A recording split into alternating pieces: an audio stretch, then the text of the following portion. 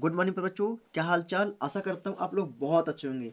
तो मेरे प्यारे स्कूल पुनः पहुंच चुके हैं हम फिजिक्स के बहुत ही मोस्ट इम्पॉर्टेंट क्वेश्चन के साथ, जो आप लोग के लिए एग्जाम में दिलाएगा 4 नंबर, पूरे के पूरे 4 नंबर दिलाएगा, है ना। तो आप लोग इस क्वेश्चन को बिल्कुल भी मिस ना करें, अन्यथा आप लोग को बिल्कुल भी समझ में नहीं आने वाला है। तो चलिए मेरे प्यारे स्कूल हम देखते हैं आज का हमारा क्वेश्चन क्या है। तो मेरे प्यारे स्कूल आज का हमारा क्वेश्चन है, सूक्ष्मदर्शी का निम्नलिखित बिंदुओं के आधार पर वर्णन कीजिए। क्या मेरे बच्चों, सूक्ष्मदर्शी का निम्नलिखित बिंदुओं के आधार पर वर्णन कीजिए।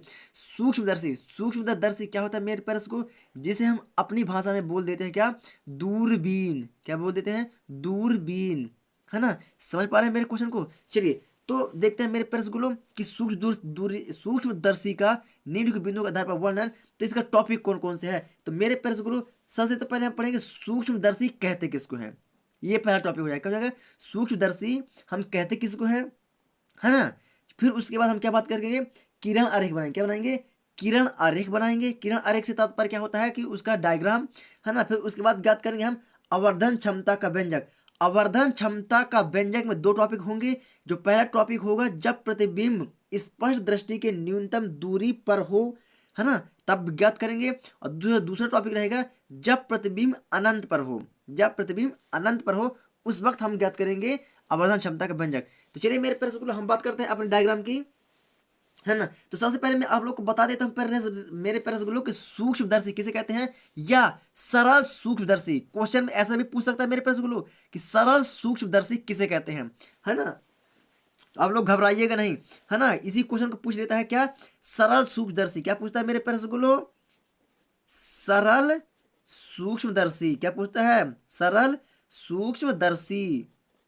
सूक्ष्मदर्शी और सरल सूक्ष्मदर्शी वही है ना, वही है। आप लोगों को घबराना बिल्कुल भी नहीं। तो मेरे प्यारे रसगुल्लो, सरल सूक्ष्मदर्शी क्या होता है आप लोग थोड़ा सा समझिए, है ना। ये हम एक छोटा सा डायग्राम बना रहा हूं, इस डायग्राम के माध्यम से समझेगा ना। ये क्या है मेरे प्यारे रसगुल्लो, ये हमारा एक क्या है वस्तु, ये हमारा क्या है, लेंस है। क्या है, एक हमारा ये लेंस है ना। और ये लेंस, और लेंस के ये क्या रखा हुआ है हमारा, ये रखा, ये मान लीजिए फोकस है। और ये क्या होता है हमारा,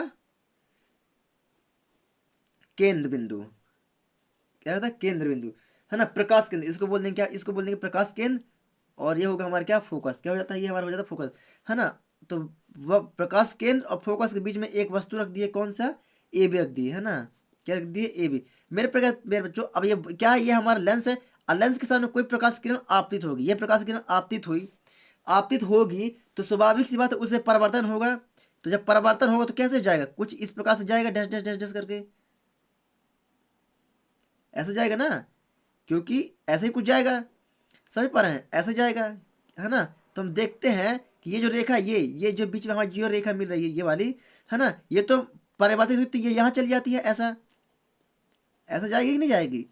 जब हम पीछे यहाँ से देखेंगे, कहाँ से देखेंगे, यहाँ से अगर हम देखेंगे, है ना, अगर हम यहाँ से देखें तो हमारी जो रेखा है कुछ इस डायरेक्शन में जाती हुई हमें प्रतीत हो, क्या होगी, प्रतीत होती है। क्या होती है, प्रतीत होती है। और एक प्रकाश किरण कहाँ से जाती है, ये पुनः प्रकाश केंद्र से होकर जाती है। कहाँ से जाती है, प्रकाश केंद्र से होकर गुजरती है। एक प्रकाश किरण हमारी प्रकाश केंद्र से होकर से गुजरती है।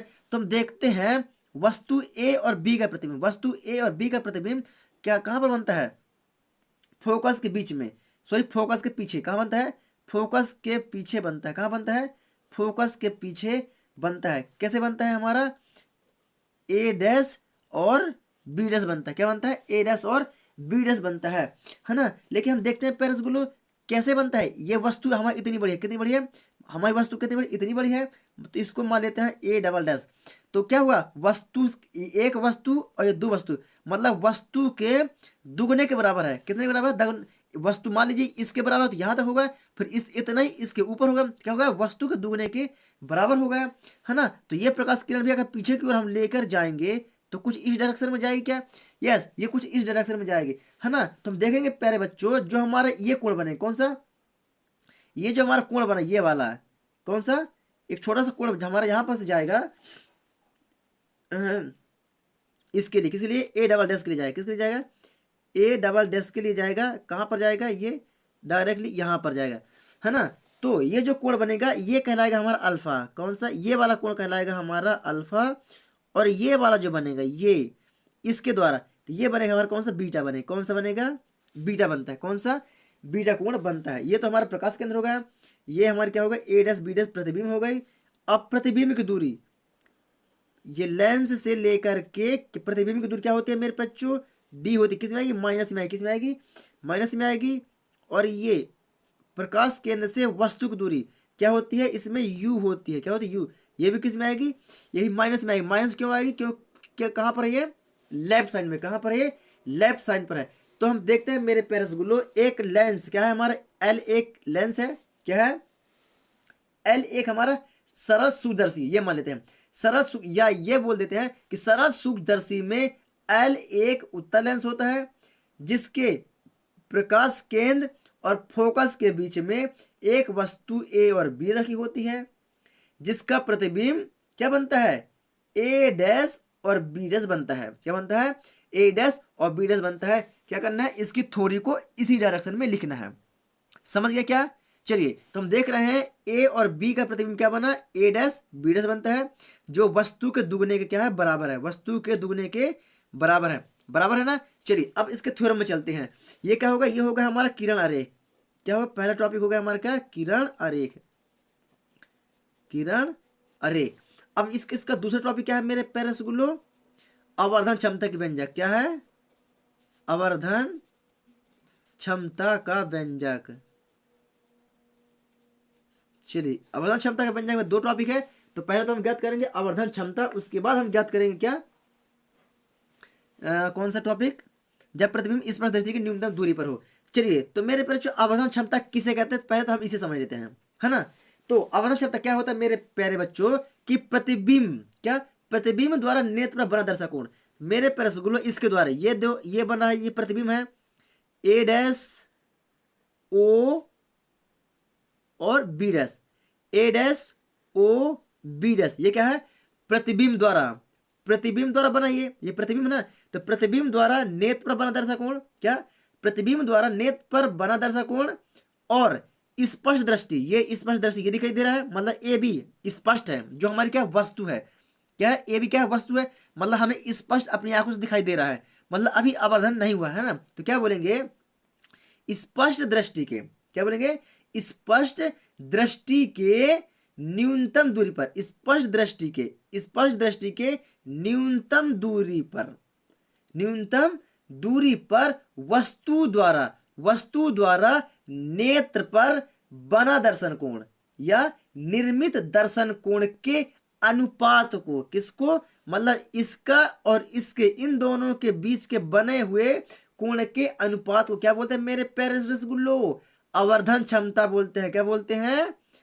आवर्धन, सॉरी क्या बोलते हैं? हाँ, आवर्धन क्षमता कहते हैं। क्या बोलते हैं? आवर्धन क्षमता कहते हैं। इसे स्मॉल एम से क्या करते हैं? प्रदर्शित करते हैं। किसे प्रदर्शित करते हैं? इसे स्मॉल एम से प्रदर्शित करते हैं। आप लोग घबराइएगा नहीं, मैं आप लोग को प्रॉपर तरीके से अपनी नोट्स कॉपी दूंगा जहां पर आप लोग को प्रॉपर तरीके से समझ में आ जाएगा, है ना? चलिए अब बात करते हैं इसका व्यंजक।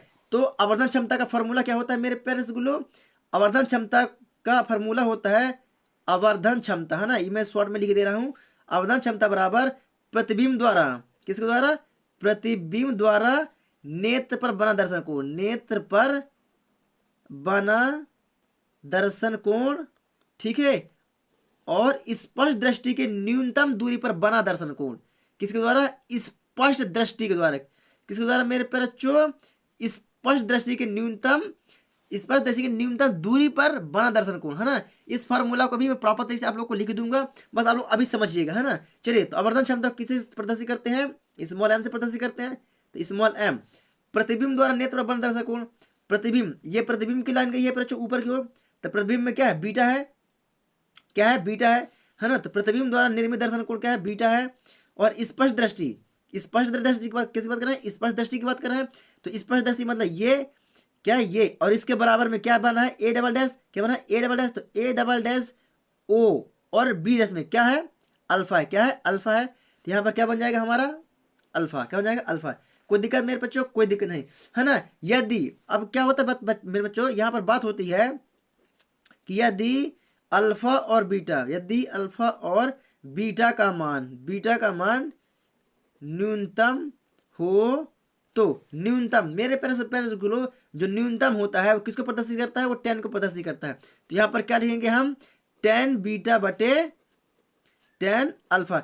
एक बार थोड़ा सा आप लोग के चूकी करके बता देता हूँ मेरे बच्चों, आप लोग अपनी कॉपी में नोट्स करके लिख लीजिएगा, है ना, कि जो न्यूनतम होता है क्या होता है बच्चों, जो न्यूनतम होता है वो किसको प्रदर्शित करता है, वो टेन थीटा को प्रदर्शित करता है। और जो अधिकतम होता है, कौन, जो अधिकतम होता है मेरे प्यारे बच्चों, वह किसको प्रदर्शित करता है, वह साइन थीटा को, वो साइन थीटा को प्रदर्शित करता है।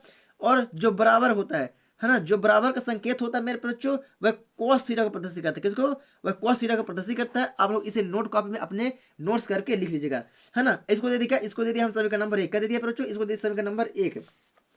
अब थोड़ा सा डायग्राम देखेंगे, A double dash B dash O में, A double dash B dash O में किस में चलेंगे, 10 क्या है यहाँ पर, अल्फा है, A double dash B dash O में कौन सा अल्फा बन रहा है, सॉरी आप लोगों को दिखाई नहीं दे रहा है, A double dash B dash O में ये किसी वजह अल्फा बन रहा है। चलिए तो इसकी बात कर रहे हैं, तो यहाँ पर हम क्या बोलेंगे, हम त्रिभुज A double dash B dash O में 10 अल्फा से, तो 10 अल्फा बराबर क्या होगा मेरे बच्चों, 10 अल्फा बराबर लंब बटे आधार, क्या होता है, लंब बटे आधार। तो 10 अल्फा बराबर लंब क्या होगा मेरे बच्चों, A double dash B dash, क्या होगा, A double dash B dash, और आधार क्या हो जाएगा हमारा, ओ बी डैश। कोई दिक्कत नहीं। चलिए यहाँ पर ले लेते हैं हम A double dash B dash बटे ओ बी डैश, है ना, लेकिन चित्र से क्या, लेकिन चित्र से हमको पता है, लेकिन चित्र में क्या दिया हुआ है, A double dash B dash बराबर क्या होता है, ए बी है, क्या है, ए बी है ना। तो क्या करेंगे, यहाँ पर हम मान रख देते हैं, तो क्या हो जाएगा यहाँ पर 10 अल्फा बराबर हो जाएगा हमारा ए बी बटे ओ बी डैश, क्या हो जाएगा, ए बी बटे ओ बी डैश। कोई दिक्कत नहीं बच्चों, कोई दिक्कत नहीं होगी। अब बात करेंगे बच्चों समरूप त्रिभुज में, समरूप त्रिभुज ए बी ओ में 10 बीटा से, किसके 10 बीटा से, हमने पहले दिखाया हुआ है, जो ए बी ओ है किसके द्वारा बना है, ये वस्तु के द्वारा बना हुआ कोण है। जो कोण क्या बना था, जो बीटा कोण बना रहा था, क्या बना था, बीटा कोण बना रहा था। तो क्या होगा यहाँ पर 10 बीटा बराबर हो, क्या हो जाएगा, लंब बटे आधार। तो स्वाभाविक सी बात है, ए बी ओ की बात कर रहा है, तो ए बी क्या होगा इसका, ए बी होगा इसका लंब। तो 10 बीटा बराबर, तो 10 बीटा बराबर क्या हो जाएगा, ए बी इसका क्या हो जाएगा, लंब हो जाएगा, और आधार क्या हो जाएगा, ओ बी इसका क्या हो जाएगा, आधार हो जाएगा, क्या हो जाएगा, ओ बी इसका आधार। कोई दिक्कत। अब समीकरण एक में 10 बीटा और 10 अल्फा का मान रखने पर, चलिए हम डायरेक्टली मान रख देते हैं इसका। इसके लिए क्या करते हैं, थोड़ा सा एक हम न्यू पेज लगा लेते हैं, है ना, ताकि प्रॉपर तरीके से हम कर पाए।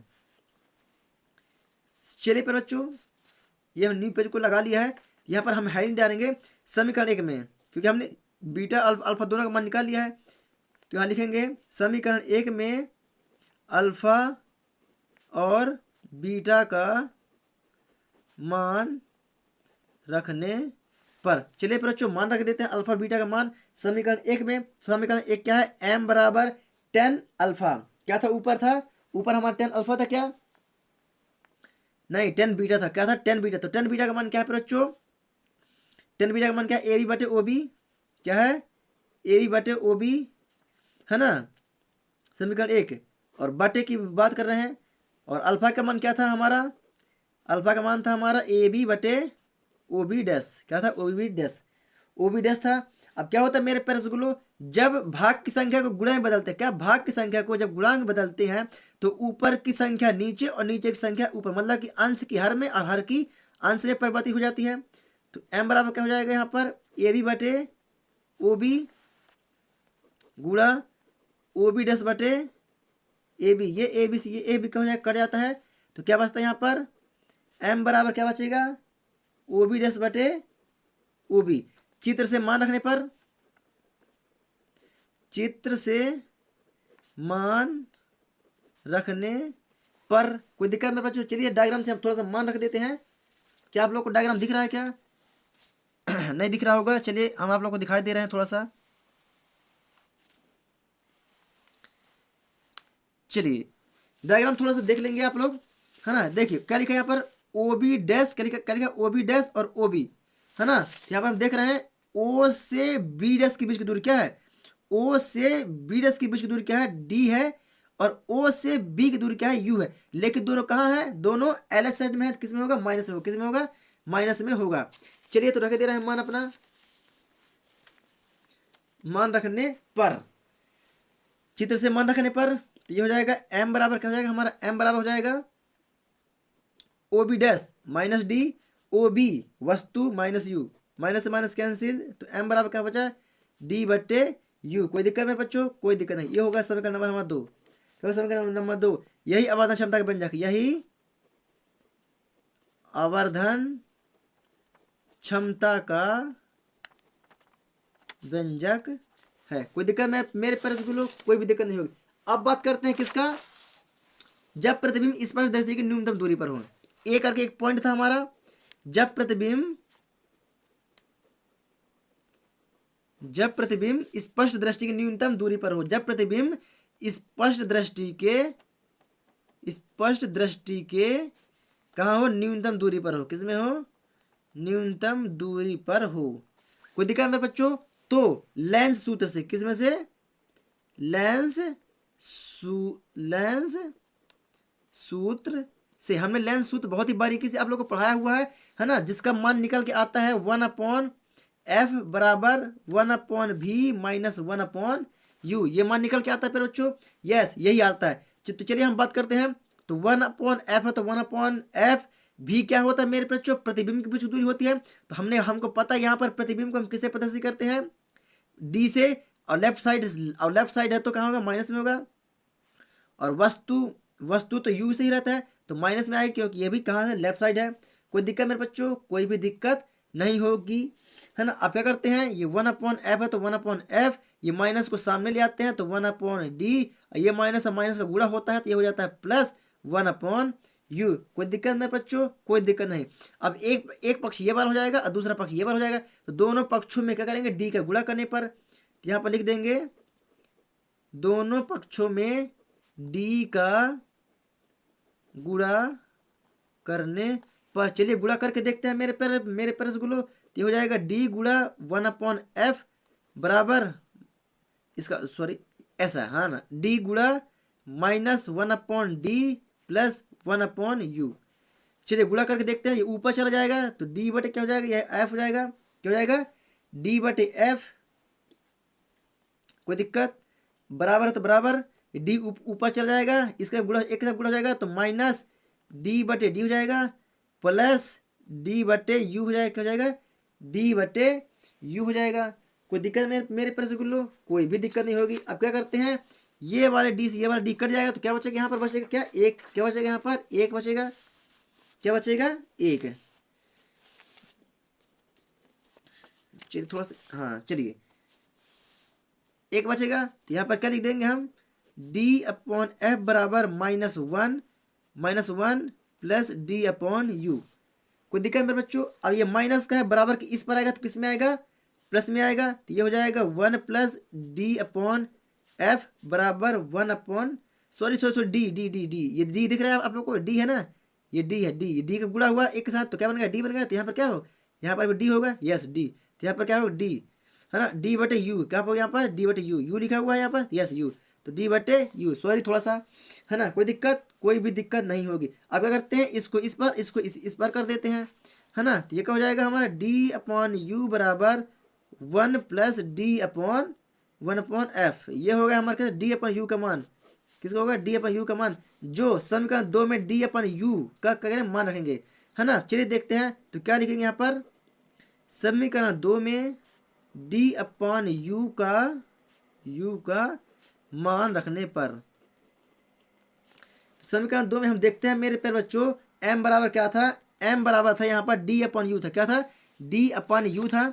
समीकरण 2 में क्या था, m बराबर d/u, तो उसके जाके कर देंगे हम 1 प्लस d/f, क्या कर देंगे, 1 प्लस d/f। ये होगा कौन सा हमारा समीकरण नंबर 3, क्या हो जाता है, समीकरण नंबर क्या हो जाता है 3। यही कह रहा था, यही जब प्रतिबिंब स्पष्ट दृष्टि की न्यूनतम दूरी पर हो तब क्या कहता है, व्यंजक कहलाता है। क्या कहता है, जब प्रतिबिंब स्पष्ट दृष्टि के न्यूनतम दूरी पर हो तब क्या कहता है, यह व्यंजक कहलाता है। अब बात करते हैं, जब प्रतिबिंब कहाँ हो, अनंत पर हो। बी पॉइंट डालेंगे, क्या डालेंगे, जब प्रतिबिंब कहाँ पर हो, अनंत पर हो। जब प्रतिबिंब अनंत पर हो। दूसरा टॉपिक है जब प्रतिबिंब कहाँ पर हो, अनंत पर हो। तो क्या होता है मेरे बच्चों, जब प्रतिबिंब ही हमारा कहाँ अनंत, प्रतिबिंब मतलब क्या होता है, प्रतिबिंब मतलब जहां हमें प्रतिबिंब, वस्तु का प्रतिबिंब बनता है। तो प्रतिबिंब कहाँ अनंत पर हो, जहां पर हम दिखाई नहीं देती है ना। तो वस्तु क्या होती है, वस्तु तो यू ही होती है।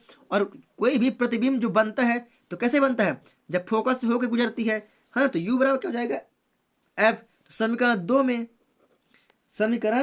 दो में यू का मान रखने पर, समीकरण 2 में यू का मान रखने पर, तो हमको पता है एम बराबर क्या था यहाँ पर, डी अपॉन यू था। तो यू जगह हम क्या करना है, एफ कर देना है।